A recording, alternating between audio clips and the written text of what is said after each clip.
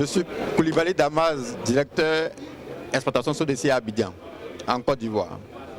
Les grandes lignes, on a exposé, disons, un projet lié, disons, à l'eau non facturée et qui fait partie, disons, des éléments de l'eau de D6 et qui fait partie aussi, disons, du thème principal au niveau du Forum mondial de l'eau.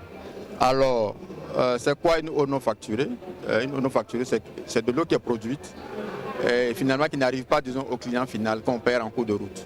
Et finalement, quand on estime, disons, cette eau facturée, ça a un coût. Voilà.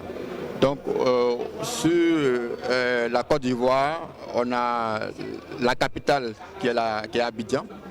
Nous avons eu des soucis par rapport à l'eau non facturée, qui était vraiment énorme. Donc, qu'est-ce que nous avons fait? Il y a eu un diagnostic qui a été posé. On a subdivisé, disons, la ville d'Abidjan en plusieurs zones. Dans ces zones-là, on a évalué, disons, dans ces secteurs, l'eau qui entrait et l'eau qu'on facturait. Donc, on a déterminé, disons, les rendements, disons, de ces zones-là. Et à l'intérieur, on a sélectionné, disons, sur une zone qui avait le plus bas rendement, des petites zones qui nous ont permis, disons, de déterminer à peu près des zones qui avaient moins de 19% de rendement. Et c'est sur ces zones-là que nous avons, disons, mené, disons, des actions pour pouvoir réduire, disons, l'eau non facturée.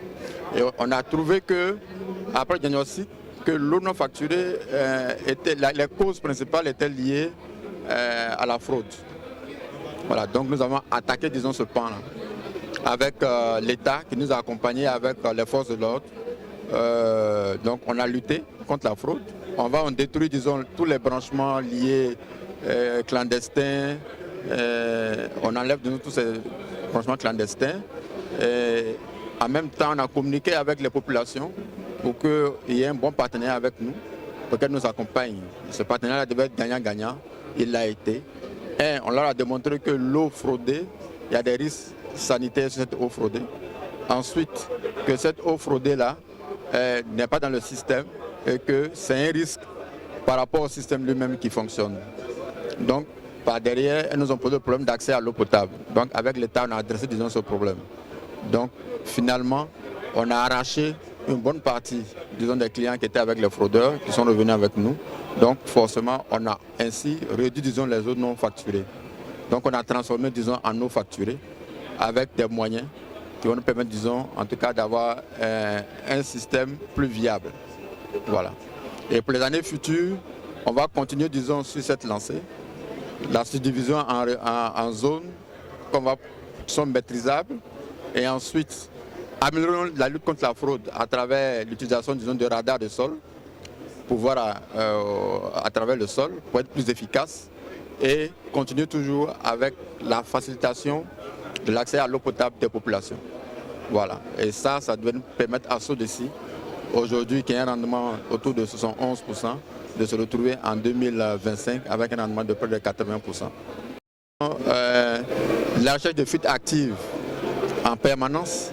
Donc des agents parcourent tout le réseau à pied et détectent, disons, des fuites acoustiquement. Ces fuites sont prélocalisées et transmises au service dépannage pour qu'on puisse intervenir. Et ces fuites-là sont réparées à 100%. On avait un indice linéaire de fuite qui était autour de 1,18. C'est-à-dire que sur 1 km, on avait près de 1,18 fuites. Quand on a démarré en 2018, avec les réparations de toutes ces fuites-là, on se retrouve aujourd'hui autour de 0,3. Mais quand on fait des passages et des repassages, on ne retrouve pas les mêmes fuites. Il y a de nouvelles fuites qui viennent, mais au fur et à mesure, ça baisse. Nous sommes autour aujourd'hui de 0,3.